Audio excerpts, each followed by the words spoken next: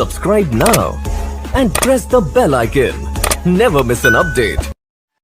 Hello বন্ধুরা, আমার নাম অমিত আর তোমরা দেখছো তোমাদের আমাদের সবার চ্যানেল অমিত সিংহ।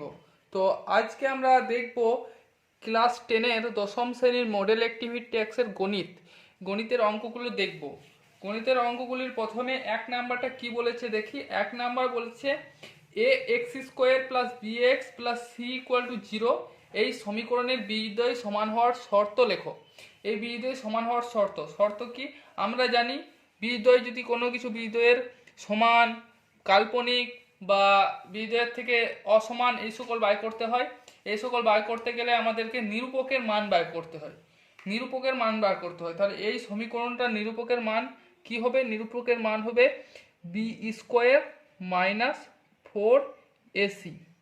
এটা হলো নিরূপক। এই সমীকরণটা নিরূপক হলো বি স্কোয়ার মাইনাস 4ac। এবার এই নিরূপকটা যদি বি স্কোয়ার মাইনাস 4ac এটা যদি 0 সমান হয় তাহলে বীজদ্বয় সমান। তাহলে বীজদ্বয় সমান। এটা যদি বি স্কোয়ার মাইনাস 4ac এটা যদি সমান না হয়, 0 থেকে বড় হয়, তাহলে কি হবে? বাস্তব এবং অসমান। বাস্তব এবং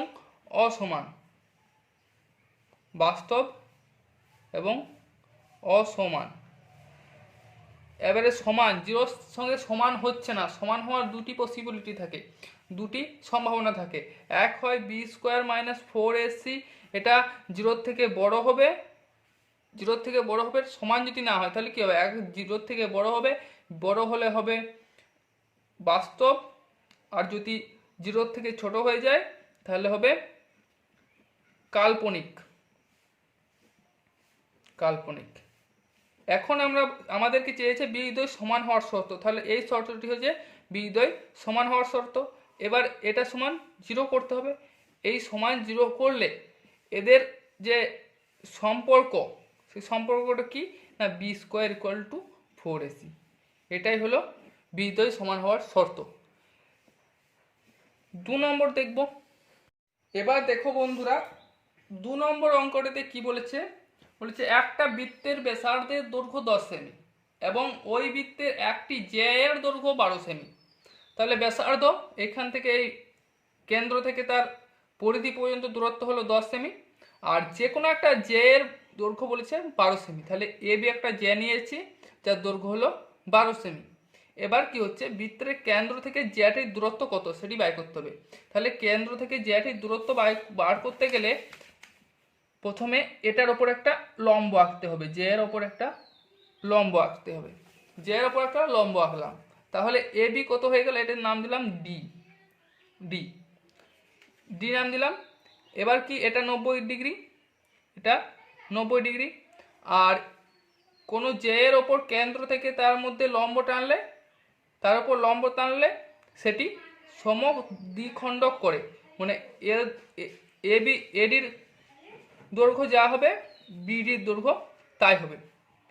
এডির দৈর্ঘ্য যা হবে বিডির দৈর্ঘ্য তাই হবে। এবার কি, তাহলে বিডি সমান কত হবে?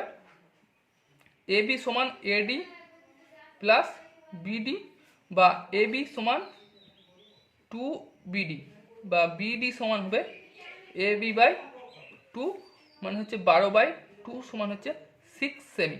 অর্থাৎ 6 সেমি হয়ে গেল বিডি 6 সেমি হয়ে গেল।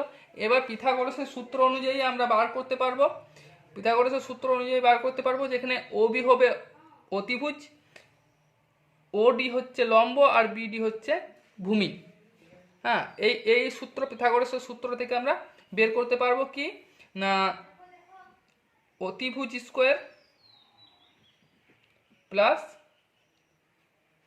স্কোয়ার সমান লম্ব স্কোয়ার প্লাস ভূমি স্কোয়ার। এবার আমাদেরকে বাই করতে হবে ওডি তার অর্থ হচ্ছে লম্ব।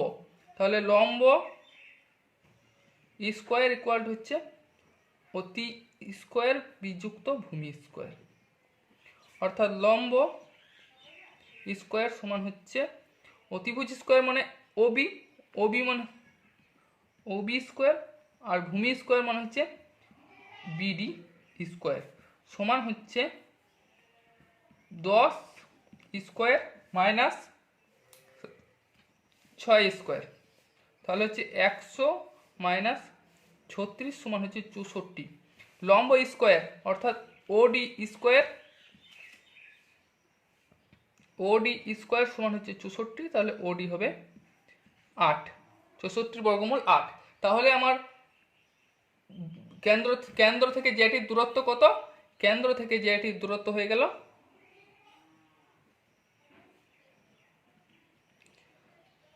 কেন্দ্র থেকে যেটির দূরত্ব 8 সেমি, 8 সেমি হয়ে গেল।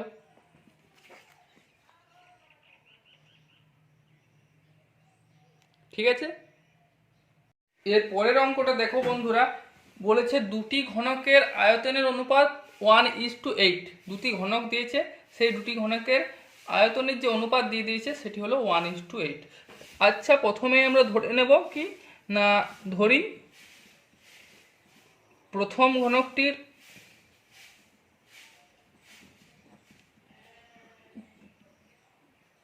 ঘনকটির একটি বাহুর দৈর্ঘ্য কত? r1, আর দ্বিতীয় ঘনকটির বাহুর দৈর্ঘ্য হলো r2। এবার r1 আর r2 ধরে নিলাম, তাহলে তাদের আয়তন কত হবে? আয়তন আমরা জানি r1 তার কিউব, এটা হচ্ছে প্রথম ঘনকের আয়তন, আর আয়তন হলো r1 কিউব, এটা হলো ঘন সেমি। এগুলো যদি সেমিতে রাখি তাহলে প্রথম ঘনকের আয়তন হবে r1 কিউব ঘন সেমি, আর দ্বিতীয় ঘনকের আয়তন হবে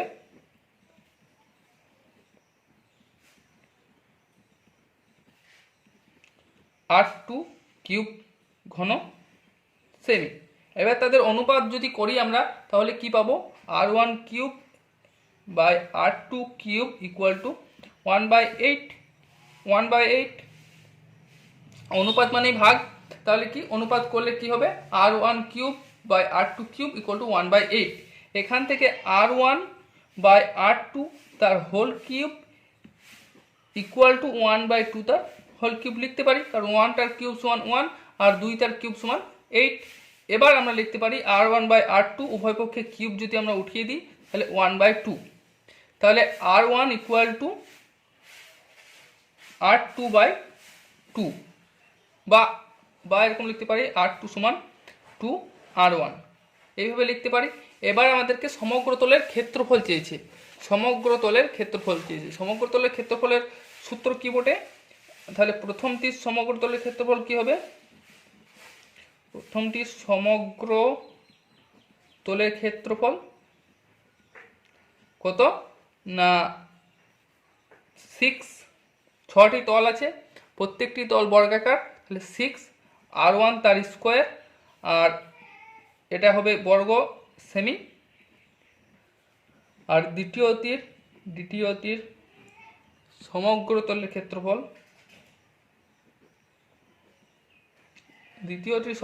ক্ষেত্রফল, কত হবে? 6r2 তার স্কোয়ার। এদের যদি আমরা অনুপাত করি তাহলে সেটি হয়ে যাবে ক্ষেত্রফলের অনুপাত। এখন ক্ষেত্রফলের অনুপাত কি? এটা অবশ্যই সমগ্র তলের ক্ষেত্রফল অনুপাত কি না 6r1 square is to 6r2 square equal to 6 আমরা কেটে দিতে পারি, আর স্কোয়ার উঠাবো না এখন, তাহলে r1 square is two r2 square. এবার আমরা r2 সমান জানি 2r1, তাহলে হলো r1 square is two r2 সমান 2r1 তার স্কোয়ার। অতএব r1 square is two 4r1 square, r1 কেটে গেল, তাহলে হলো 1:4।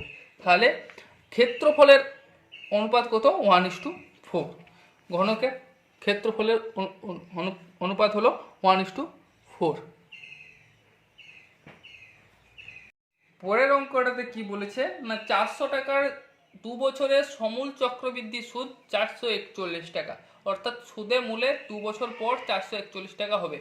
400 টাকার সুদ 441 টাকা হবে, সুদ না সুদে মূলে 400 টাকা প্লাস তার যে সুদ হবে সেটা মিলে 441 টাকা হবে। তাহলে বার্ষিক শতকরা সুদের হার কত, বার্ষিক শতকরা সুদের হার কত সেটা দেখতে হবে। তাহলে বার্ষিক শতকরা সুদের হার আমরা এগুলোতে লিখে নিই। আসল পি সমান হচ্ছে 400 টাকা, সময় হচ্ছে সময় টি সমান বা এন সমান, এন বলি আমরা, এন সমান হচ্ছে 2 বছর, আর যে শতকরা হার, শতকরা হার সেটাকে আমরা ধরে নিলাম R%, R% ধরে নিলাম। এবার কি করবে, এবার হবে এর সূত্র, চক্রবৃদ্ধি সুদের সূত্র কি, পি ইন্টু 1 প্লাস R/100, এবার এন ইকুয়াল টু ওরা বলে দিয়েছে 441 টাকা, সুদে মূলে 441 টাকা। পি সমান কত, 400। এবারে এই মানগুলো বসিয়ে দেবো। 400 1 প্লাস R/100, আরটাই আমাদেরকে বার করতে হবে। এন সমান 2 বছর আর 441, এদিকে 400টা গুণ আছে তাহলে এদিকে হবে ভাগ। 441/400, তাহলে কি হলো 1 প্লাস R/100 তার হোল স্কোয়ার ইকুয়াল টু 441/400। এবার স্কোয়ার উঠে গেলে এদিকেও তাকে বর্গ করতে হবে, বর্গমূল করতে হবে, এটাকে বর্গমূল করতে হবে। তাহলে 441-এর বর্গমূল যদি আমরা করি তাহলে পাবো 21, আর 400 বর্গমূল করলে পাবো 20। হ্যাঁ, তাহলে আমরা লিখব 1 প্লাস R/100 তার স্কোয়ার ইকুয়াল টু 21/20 তার স্কোয়ার। এবার উভয় পক্ষের স্কোয়ার আমরা উঠিয়ে দেব, তাহলে কী হবে 1 প্লাস R/100 সমান হলো 21/20। এবার কি হলো, এই একটা এদিকে বিয়োগ করব, R/100 ইকুয়াল টু 21/20 বিযুক্ত 1, তাহলে R/100 ইকুয়াল টু 20, তাহলে হচ্ছে 21 বিযুক্ত 20, তাহলে R/100 ইকুয়াল টু 1/20। এবারে এটা বর্গগুণন করে দাও বা এই 100টা এই কোণে গুণ করে দাও, তাহলে R সমান 100/20, তাহলে 5×20 100, তাহলে R সমান 5%। তাহলে বার্ষিক শতকরা সুদ, বার্ষিক যে শতকরা চক্রবৃদ্ধি সুদের হার সেটি হলো 5%, সেটি হলো 5%। 5 নম্বর অঙ্কটাতে বলেছে x 12 y 27 এই চারটি সংখ্যা ক্রমিক সমানুপাতি। ক্রমিক সমানুপাতি হলে x ও y এর মান নির্ণয় করো।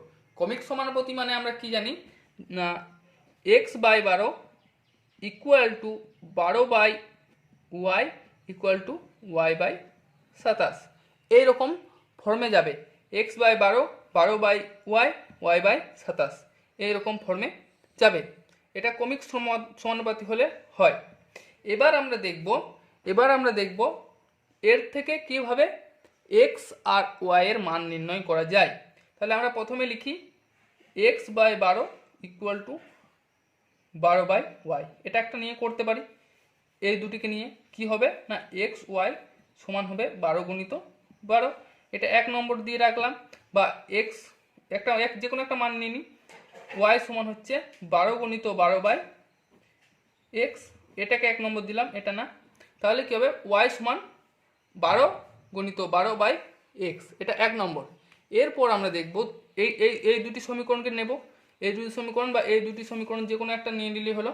এবার আমরা করতে পারি, বেশ এই দুটিকে নিলাম, 12/y ইকুয়াল টু y/27, তাহলে কি হলো y গুণ করলে হচ্ছে y গুণিত y ইকুয়াল টু 12 গুণিত 27। এবার y সমান আমরা কি জানি, y সমান আমরা জানি 12 গুণিত 12/x, 12 গুণিত 12/x, বা আমরা এখান থেকে y এর মান নির্ণয় করতে পারবো y স্কোয়ার ইকুয়াল টু 12 গুণিত 27, বা y স্কোয়ার সমান 12 গুণিত 27কে এরকমভাবে লিখতে পারি কি না, 2 গণিত 2 গণিত 3 গণিত 3 গণিত 3 গণিত 3। আমরা 12টাকে লিখতে পারি 2 গণিত 2 ইন্টু 3, আর 27টাকে লিখতে পারি 3 গণিত 3 গণিত 3। ওয়াই স্কোয়ার আছে, এবারে এটার বর্গমূল করতে হবে।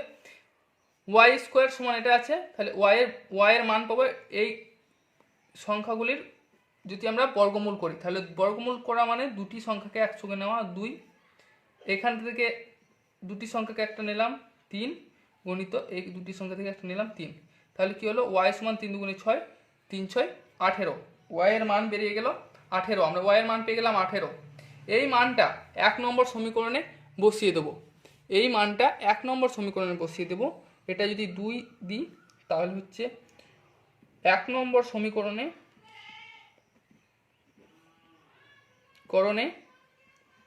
ওয়াই সমান 18 বসিয়ে পাই কত পাবো না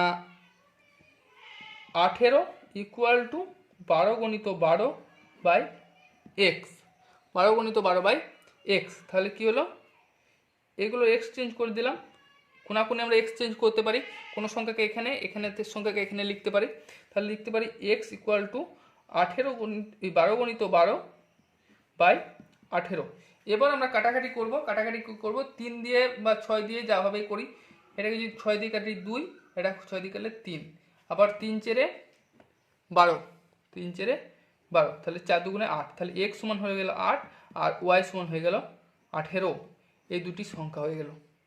হ্যাঁ, পরের অঙ্কটা কি দিয়েছে দেখো, পরের অঙ্কটা দিয়েছে ও কেন্দ্রীয় বৃত্তের এবি একটি ব্যাস আর সি বৃত্তে অবস্থিত একটি বিন্দু।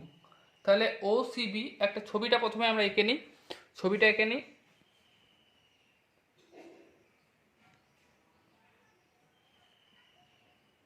এই মোটামুটি একটা বৃত্ত এঁকে নিলাম, যার বলছে ও কেন্দ্র ব্যাস, যার কেন্দ্র হচ্ছে ও, আর এবি একটা ব্যাস, এবি যদি ব্যাস হয়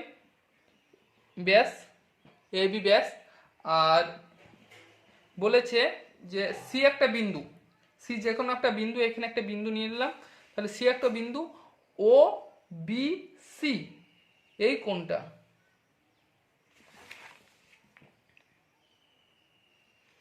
এ ও বি সি, ও সি এ, ও সি এ, ও বি সি এর মান 60 ডিগ্রি, এটা হলো 60 ডিগ্রি।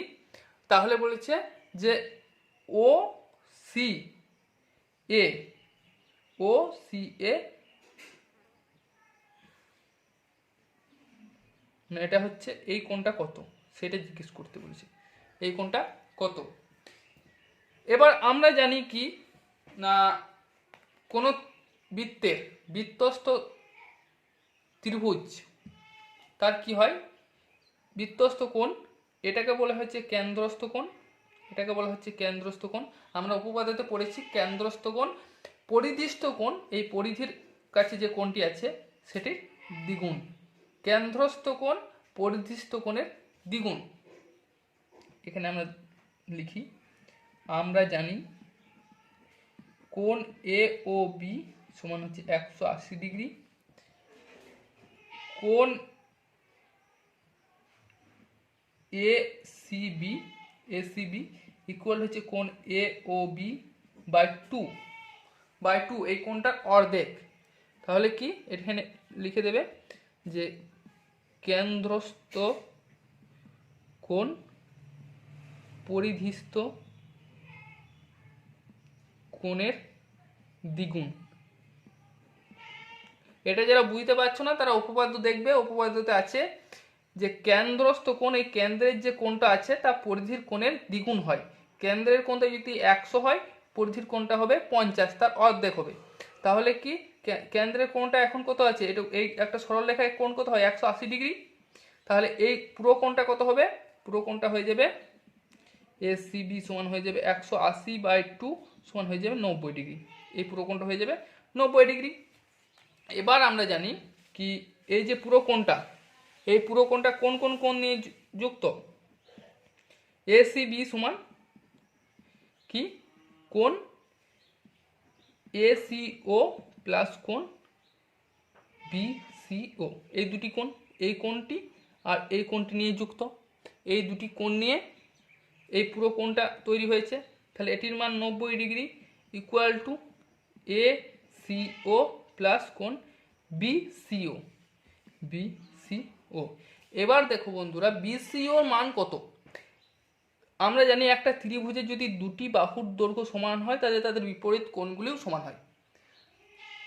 তাহলে বিসিও হয়ে যাবে, কোণ বিসিও সমান হয়ে যাবে কোণ সিবিও বা ওবিসি, কোণ ওবিসি 60 ডিগ্রি হয়ে যাবে, 60 ডিগ্রি সমান, কারণ এটা ওবিসি লিখি, ওবিসি।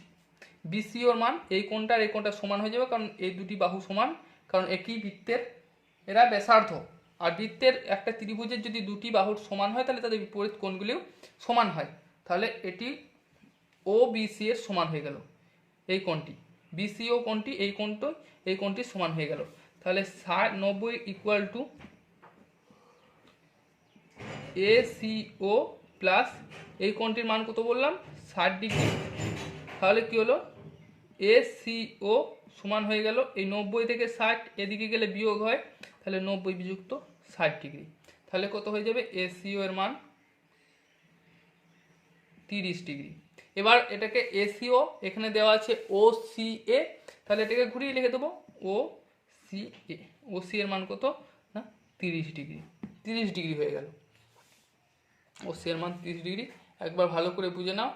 হ্যাঁ, আর একবার আমি বলে দিচ্ছি যে আমরা জানি কেন্দ্রস্থ কোণ পরিদৃষ্ট কোণের দ্বিগুণ, অর্থাৎ কেন্দ্রস্থ কোণ যদি 180 ডিগ্রি হয় পরিদৃষ্ট কোণ হয়ে যাবে 90 ডিগ্রি।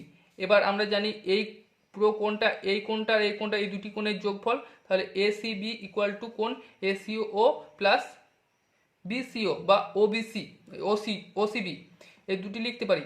এবারে এই কোণটা আর এই কোণটা সমান, কারণ কি, কারণ একটা ত্রিভুজের দুটি বাহু যদি সমান হয় তাদের বিপরীত কোণগুলিও সমান হয়। আর এখানে ওসি এবং ওবি সমান, কারণ এরা একই ত্রিভুজের দুটি ব্যাসার্ধ। এখান থেকে ওসি এর মান আসছে 30 ডিগ্রি, ওসি এর মান আসছে 30 ডিগ্রি। 7 নম্বর অঙ্কটা দেখি। 7 নম্বর অঙ্কটা হচ্ছে একটি ঘনকের প্রত্যেকটি ধারের দৈর্ঘ্য 50% বৃদ্ধি করা হলো, তাহলে ঘনকটির সমগ্রতলের ক্ষেত্রফল শতকরা কত বৃদ্ধি পেল। হ্যাঁ, একটা ঘনক ছিল, সেই ঘনকের এবারে বাহুর দৈর্ঘ্য 50% বাড়িয়ে দেওয়া হলো আগের তুলনায়, তাহলে তার ক্ষেত্রফল কত বাড়বে। তাহলে ধরি পূর্বে বাহুর দৈর্ঘ্য ছিল কত, দৈর্ঘ্য ছিল 100 একক, 100 একক। তাহলে ঘনকের সমগ্রতলের ক্ষেত্রফল তখন কত ছিল, সমগ্র তলের ক্ষেত্রফল ছিল কত, আমরা জানি 6টা তল আছে, তাহলে 6 গণিত প্রত্যেকটি তল বর্গাকার হচ্ছে 100 তার স্কোয়ার, এত বর্গ একক। 6 গণিত 100 তার স্কোয়ার বর্গ একক। হ্যাঁ, তার মানে হচ্ছে 60000 বর্গ একক, 60,000 বর্গ একক। এবার কি হচ্ছে, 50% বৃদ্ধি করা হচ্ছে। 50% বৃদ্ধি যদি করা হয়, 100-র মধ্যে 50 আরও বৃদ্ধি করা হলো, বৃদ্ধি করা হলে এখন দৈর্ঘ্য কত হবে, এখন দৈর্ঘ্য কত হবে না, এখন দৈর্ঘ্য হবে, আগে ছিল 100, তার মধ্যে 50% মানে এখন হয়ে যাবে 150 একক। এখন হয়ে গেল 150 একক বৃদ্ধি করা হলো। তাহলে এখন যদি 150 একক বৃদ্ধি করা হয় তার ক্ষেত্রফল কি হয়ে যাবে, এখন সমগ্র তলের ক্ষেত্রফল কত না 6 গণিত 150 তার স্কোয়ার বর্গ একক, এটা বর্গ একক হয়ে গেল। তাহলে কি হলো, 6 গণিত 22500 বর্গ একক। এটা গুণ করে দিতে পারি, এটা গুণ করে দাও, তারপরে সেটা বিয়োগ করে দাও, এবারে বিয়োগ হবে। তাহলে ক্ষেত্রফল বৃদ্ধি কত বৃদ্ধি না, 6000 ছিল, 60,000 ছিল, এখন হয়ে গেছে এটা, তাহলে বৃদ্ধি কত পেল না, বৃদ্ধি হয়ে গেল 6 গণিত 22500 যুক্ত বর্গ একক। এত বর্গ একক হলো। এই গুণ, হ্যাঁ, তো গুণ করলে 6 গণিত 22500, মানে 22,500কে 6 দিয়ে গুণ করলে হবে 135000 বিযুক্ত 60,000। 60,000 বিযুক্ত করব বর্গ একক, তাহলে পরে কত থাকবে? 7,000 এরকম থাকবে। এরকম, এটা হলো বাকি বা বর্গ একক। এত বৃদ্ধি পেয়েছে, এই পরিমাণ বৃদ্ধি পেয়েছে। তাহলে বিয়োগটা হলো কত? বিয়োগটা হলো 75000 বর্গ একক। 60,000 থেকে 75,000 তার বৃদ্ধি হলো। 60,000 ছিল পূর্বের ক্ষেত্রফল, এখন তাতে বৃদ্ধি হলো 75,000 বর্গ একক। এখন তাহলে কি লিখব? 60,000 বর্গ একক ক্ষেত্রফলে বৃদ্ধি কত? 7500 বর্গ একক। এক একক ক্ষেত্রফলে বৃদ্ধি 7500/6000 বর্গ একক। আর যেহেতু আমাদেরকে শতকরা নির্ণয় করতে হবে, তাহলে 100তে বাই করতে হবে। 100 বর্গ একক ক্ষেত্রফল বৃদ্ধি 7500/6000 গণিত 100। এটা পার্সেন্টে হয়ে যাবে। তাহলে এখানে শূন্য, দুটো শূন্য, এখানে দুটো শূন্য, দুটো শূন্য কেটে গেল। তাহলে কি রইলো? 750/6। এটাকে যদি ভাগ করা হয় তাহলে হবে 125, সমান হবে 125%। তাহলে বৃদ্ধি হয়ে গেল, 125% বৃদ্ধি হয়ে গেল।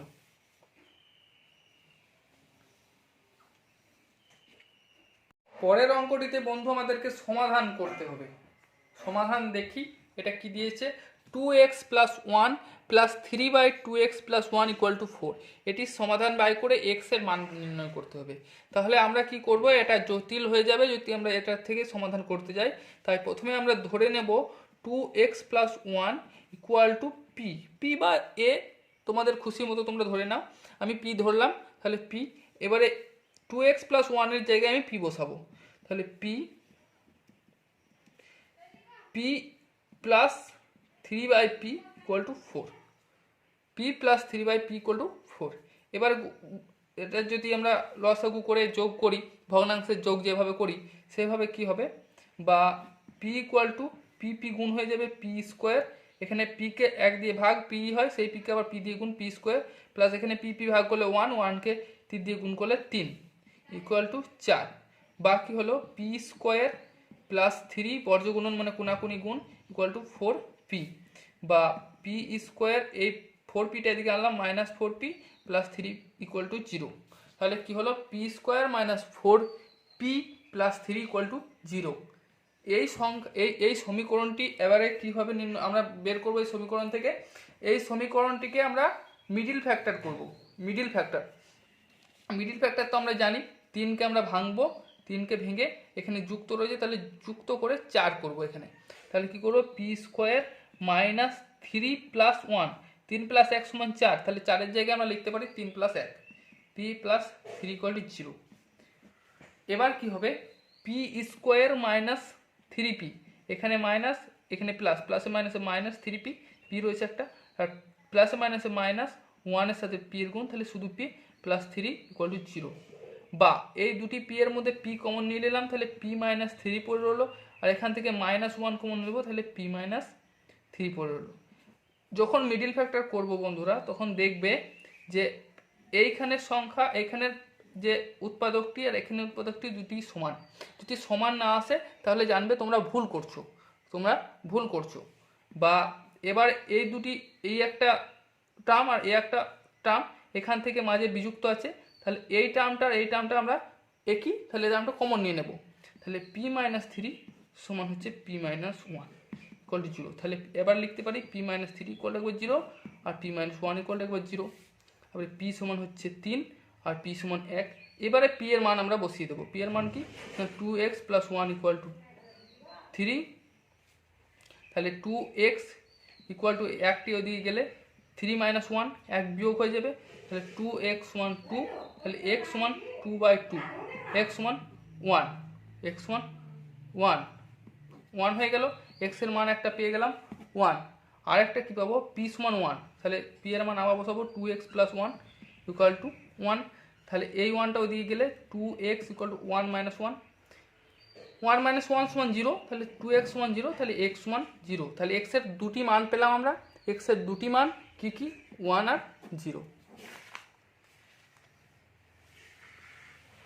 তো আজকে এই পর্যন্তই প্রথম পার্ট, দ্বিতীয় পার্টও খুব শীঘ্রই আমরা নিয়ে আসবো, কালকে বা পরশুর মধ্যে দ্বিতীয় পার্ট চলে আসবে। তো যারা নতুন চ্যানেলে তারা সাবস্ক্রাইব করে নাও আমার চ্যানেলটিকে, আর লাইক করে দিও যদি ভালো লাগে। বেশ।